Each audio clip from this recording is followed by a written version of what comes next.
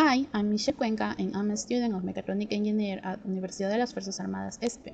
I'm part of the Group 1 conformed with Leonardo Mejia, Steven Sandoval, and host talking Michelle Cuenca. I'm going to talk about the design of the Cabuya fiber braiding machine. In Ecuador, at the artisan level, the raw material is worked manually and without any technique or adequate industrial process, whose technological advancement is not within the reach of our artisans. According to a study, the production of natural fibers causes less effect or impact on the environment compared to synthetic fibers. Nowadays, Cabuya fiber is raw and rustic, which has limited the elaboration and diversification of products. The main object of this video is the design and automate the process of braiding Cabuya fiber in order to obtain an homogeneous rope, more resistant and visually more attractive, thanks to the braiding pattern with 3 fibers. To start with the design process of the machine, for the data collection, the Kano methodology was used to identify what customers are looking for in a Cabuya rope, obtaining the obligatory and functional characteristics. The Cabuya fiber is visually attractive. Cabuya fiber is 100% natural. The price of the Cabuya fiber resistance and if it has or no tangles.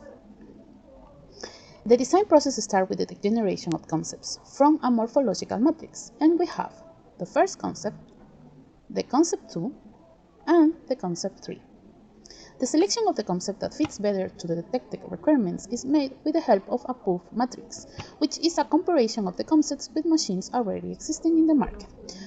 Finally, the concept 2 is the one that best satisfies the customer's requirements. In the CAD phase of the braiding machine, it is important to know the basic concepts and operation of the machine.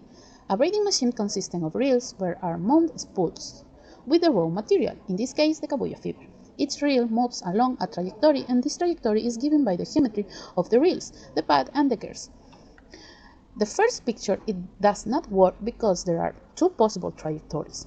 The second is the commonly used geometry for braiding process, and the last one is used usually in heavy-duty applications. A very important factor when making a rope is the traction mechanism, since the braiding angle depends on it and thus influence significantly the mechanical properties of the rope.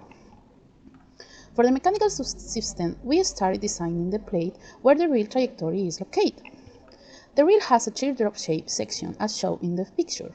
This geometry allows the reel to change gears and not get stuck in the change. Additionally, a cutting mechanism was added. The cutting is carried out with a mechanism that is driven by a DC motor, to which a screw has been attached in order to transform the rotating movement into a linear movement. And here we have the mechanical subsystem. For the electronical and control system, this consists of a microcontroller board to control all the electrical devices using digital signals to activate either the stepper motor coil inputs and turn the cutting motor on or off using a switch. It could be a MOSFET or a BGT. Within the electronic system, there is also an encoder to check how many meters of rope has been bound. All of the information necessary to configure and program the machine will be displayed on an LCD display. The material selection process of this machine, we select the elements and we have the axis through which the Cabuya rope will slide, the gears, and the reels that move within the channels. The materials were selected based on HBase charts and with the use of CC2PAC software. And concluding then the following materials: for shafts and gears, the AC4340, for frame, the black steel or a AC836, and for the spools, aluminum. Results and discussions. During the research and design process, it was found that there are 3 cases of relationship between braiding speed and pulling speed. These cases are the case A, where the pulling speed is equal to the braiding speed. This is the most common scenario for rope braiding. The case B, where the pulling speed is higher than the braiding speed. This condition is useful if it is required that the rope does not have too much elongation. And the case C is where the pulling speed is lower than the braiding speed.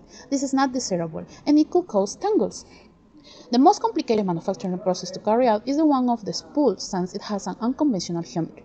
It will be recommended to use computerized numerical control machines. The rest of the machine parts are easily manufacturable with conventional manufacturing process. If you're looking for more information about this, the best place to look for information about innovations in the area of braiding machine constructions are fairs such as the International Textile Machinery Association, the ITMI. Thank you.